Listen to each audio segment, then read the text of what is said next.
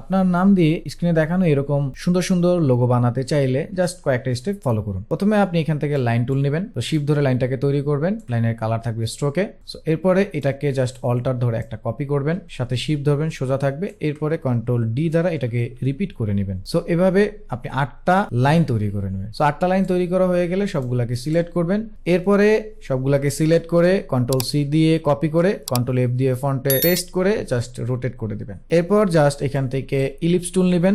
So ellipse টুল নিয়ে এই কর্নারে এসে শিফট ধরে একটা বৃত্ত তৈরি করে নেবেন। ঠিক একইভাবে এটাকে ডিসিলেক্ট করে আর একটা বৃত্ত নেবেন।